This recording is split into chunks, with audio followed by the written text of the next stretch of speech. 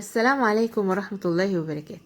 أهلا بيكم في فيديو جديد في قناتكم يوميات ماما حبيبتي. النهاردة عايزين نخزن مع بعض الكرنب أو أفضل وقت وأحسن وقت تجيبي فيه كرنب في الأيام دي هو اليومين اللي احنا فيهم دول في شهر طوبة. أحسن وقت تخزني فيه الكرنب في مصر. ده طبعا الكرنب بيبقى مسكر جدا وحلو جدا، وهقولك ازاي تنقي الكرنبايه الحلوه اللي تطلع معاكي مسكره وجميله. اهم حاجه في الكرنبايه تكون صبحه فريش، مفيش فيها ولا ورقه مصفره. الورقه المصفره دي احنا بنقول عليها ورقه منديه، يعني بتكون فيها لون صفار كده، ده بيخلي الكرنبايه كلها مش حلوه. اول حاجه بنجيب الكرنب ونقطعه زي ما انتم شايفين. لازم نقطعه للاخر من جوه، الجزء اللي هو بيكون مخلي الورق ده متصل كله ببعضه بجيب اخره. ليه؟ علشان خاطر اما اجي اسلقه يبقى الورق ده مفكك من بعضه بسهولة، ما يغلبنيش في السليق. برضو عشان تشتري كرومبة حلوة لازم الكرومبة تكون تقيلة متكوكة. ما تخبطي عليها تلاقيها متكوكة مرصوصة كويس، مش مفرغة وهيشة من جوه. المفرغة والهيشة من جوه دي متبقاش حلوة ابدا. الكلام اللي انا بقوله عارفة عكس كل الناس كل كلام الناس اللي بتقوله، بس صدقيني جربي تشتري بالطريقة اللي انا بقولك عليها. تجيبي الكرومباية التقيلة المتكوكة اللي لون الورق بتاعها ابيض. يعني طبعا الكفر من بره، الاوراق اللي بره بتبقى خضرة، لكن الورق بتاعها من جوه بيكون ابيض. دي هتلاقيها كرومبة زي العسل. واهم حاجة ما يكونش فيها اي ورقة مندية، ورقة مصفرة. بصي انا عايزة اوريكي، بصي كده ده لازم نقورها بالطريقة دي. بصي بقى كرومبة، انا عايزة اوريكي وشها. شايفة الورق مرصوص ازاي؟ الكرومبة تشيليها تقيلة جدا، تقيلة تقيلة، يعني معدية 5 كيلو 6 كيلو، ومع انها حجمها صغير. وكمان ممكن تدوقي الورقة، طعم الورقة، وتاكليه كده بعد شوية هتحسي بطعمه، لو فيه مرارة، لو طعمه مش عاجبك، لو طعمها مسكر. كل ده بيبان لو دقتي حتة من الورقة. تضغطي على كرومبة كده وتضغطي كويس، ما تلاقيش الكرومبة مفرغة، لا الكرومبة تكون متكوكة، يعني مرصوصة كويس قوي وتقيلة. ما تجيبيش الكرومبة المهوية المفرغة. بعد كده بقى هنسلقه مع بعض النهارده ان شاء الله. هقولك على طريقتين لتقطيع الكرنب، وهقولك على انهي فيهم طلعت اسرع واسهل. وكمان هنخزن مع بعض الكرنب بطريقه حلوه جدا. وكمان هنعمل منه مخلل الكرنب اللي فوائده عظيمه جدا جدا جدا للصحه. طبعا الميه لازم تغلي، بنحط معلقه من الكمون ومعلقتين كبار من الملح.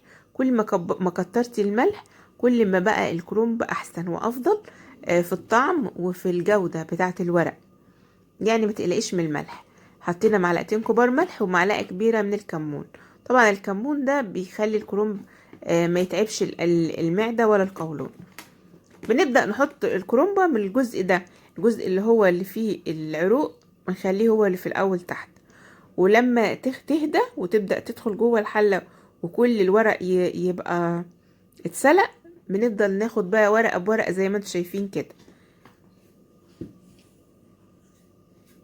شايفين لون الورق أبيض ازاي وجميل؟ الأجزاء اللي في الورق ده اللي هي تحس انها بنية محروقة دي، ده لان الواضح ان الراجل مش مرشش الكرنب. يعني في ساعات كده بتيجي ندوة او حاجة للكرنب فهو مش رشه بمبيدات، فعشان كده كان جميل جدا جدا على فكرة.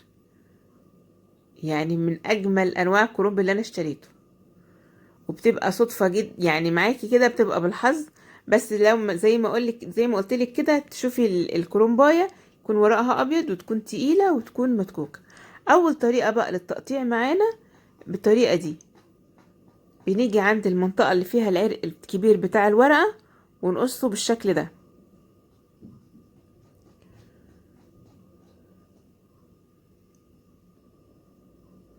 الطريقة دي بقى بتديكي كمية كويسة جدا من الورق في وقت قصير جدا.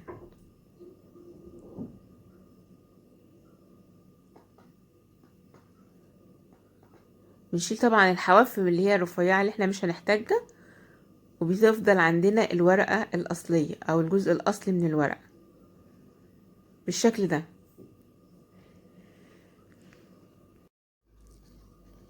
هعمل معاكي كمان واحدة علشان تشوفيها. بصي، بنقطع الجزء التخين دوت اللي هو العرق التخين ده بعد ما نكون مطبقين الورقة. نبدأ نشيل الأحرف الرفيعة.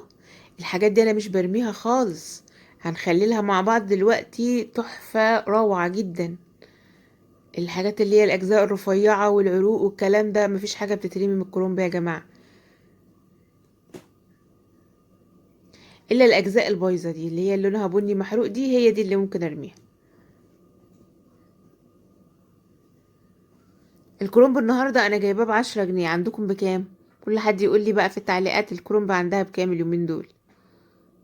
أنا جايباها يا ربي لأ ب12، اللي ب10 كانت صغيرة عن كده شوية.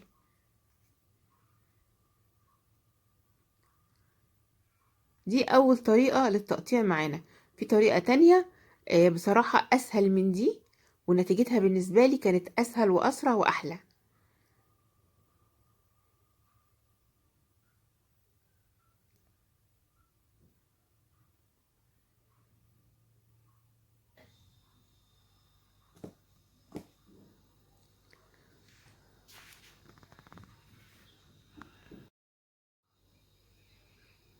الطريقة التانية بقى هي انك تمسكي الورقة زي ما انت شايفة كده، وتقطعي الجزء ده كله. صحيح بتهدر زيادة لكن سريعة جدا. وطبعا انا مش برمي يعني العروق دي مش هنرميها، بالذات لما بيكون الكرنب مسكر. الاجزاء البايظة دي بس هي اللي بنرميها، لكن الاجزاء التانية هناخدها هنعمل بيها احلى واجمل مخلل كرنب، صحي جدا جدا وبيعالج مشاكل لا تتخيليها. ممكن بقى تقطعي الورق وتسيبيه زي ما هو كده وتلفي منه، او تقطعي الورق وتبداي ان انتي تقطعيه هو تاني، يعني زي ما انت شايفه كده، نقطعه ونرجع نقطع منه تاني اجزاء قطع زي ادي دي كده.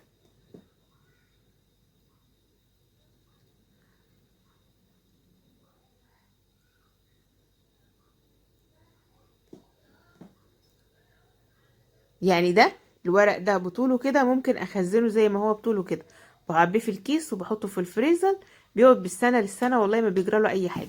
بس علشان تكوني عارفه ان انت هتخزني الورق في الفريزر، يبقى ما تزوديش عليه التسويه، تخلي التسويه بتاعته، تقللي التسويه عليه شويه، يعني تنزلي ناقص تسويه شويه. بصي انت كده دي اسهل طريقه بالنسبه لي انا. معرفش انت انهي طريقه تعجبك بقى، الاولانيه ولا دي؟ الطريقه دي سهله جدا جدا. بتقطعي على طول وبعد كده ترجعي تقطعيهم زي ما انت شايفة كده على قد مقاس ايدك، كده تبقي قطعتي اكبر كمية في اقل وقت ممكن. تعالوا بقى اما نخلل بقية الاجزاء الكرنب اللي هي العروق اللي احنا عملناها. شوفيها تبقى عاملة ازاي، هيعجبك جدا. كل العروق بتاعة الكرنب اللي هي طلعت في الأجناب دي، وكل الحاجات اللي طلعت من اليمة التانية الرقيقة، كله مسكنا قطعناه في حجم قريب من بعضه. دي العروق اهي قطعناها بحيث تبقى قريبة من نفس حجم القطع التانية، عشان كله يبقى حجم قريب من بعضه. وهنبدأ بقى ان احنا نخلل. مخلل الكرنب ده سهل جدا وطريقته جميلة وبسيطة، وهتقدري تاكلي منه بعد يومين 3 على طول. اللي بنحطه دوت فلفل احمر آه مهروس، مش محطوط عليه اي حاجة خالص غير الملح بس. يعني ده فلفل هريسة الفلفل او هريسة الشطة، بس ده فلفل دلع مش حراق. وكمان شوية من البنجر، ومعلقة كبيرة من الملح، معلقة واحدة بس، مش كبيرة قوي علشان الكمية صغيرة. وهنمسكه بقى كده نقلبه زي ما انتوا شايفين. اللي عايز يعرف فوائد المخلل ده يكتب لي في التعليقات، وانا هحط لكم رابط الفيديو بتاع الدكتور بيرج اللي هو من امريكا ده، بيتكلم حلقة كاملة عن ازاي المخلل ده بيعالج يجي اكتر من 500 مرض، بيعالج امراض كتيرة جدا جدا جدا. وعلى فكرة طعمه رائع، جربوه وهيعجبكم قوي. يعني تقدري تاكلي منه كمية كبيرة، يعني الكمية دي ممكن تاكليها على مرتين، شخص واحد ياكلها على مرتين من جمالها. لانه والله جميل جدا، مش حادق مش حراق، مش مزعج، مش هيتعبك خالص، لذيذ جدا وجميل جدا جدا. تقدري تحطيه على سلطة، تقدري تحطيه تاكليه جنب اي اكل، رائع جدا. يفضل طبعا ان احنا نحطه في بطرمان ونحطه في التلاجة. قبل ما تحطيه في التلاجة ممكن، احنا دلوقتي الجو برد، تخليه بره يومين 3 وتبدأي تاكلي فيه على طول، يعني مفيش فيه اي مشكلة. عاملة كمية كبيرة وهتقعد معاكي فترة طويلة، عبيها ببطرمانات وحطيها في التلاجة. احنا كده دلوقتي هنحطها في علبة، لان اصلا الكمية صغيرة مش محتاجة ان احنا نخزنها او نركنها يعني. دي مش هتقعد يومين، لان بجد لو تعرفي فوائد مخلل الكرنب ده هتعمليه يوميا، مش هتاكلي اكل من غيره. وشوفي ما شاء الله في ثواني كده هو بيكون اتخلل على طول. الفلفل ده فلفل بارد، طبعا مسكر فاداله طعم جميل. هو اصلا الكرنب كمان بيبقى طعمه حلو كده، الكرنب المسكر. مش اي كرنب على فكرة بنخلله بالطريقة دي، احيانا بيجي كرنب ريحته وحشة وطعمه مش حلو، ما بنعملوش بنخللوش خالص.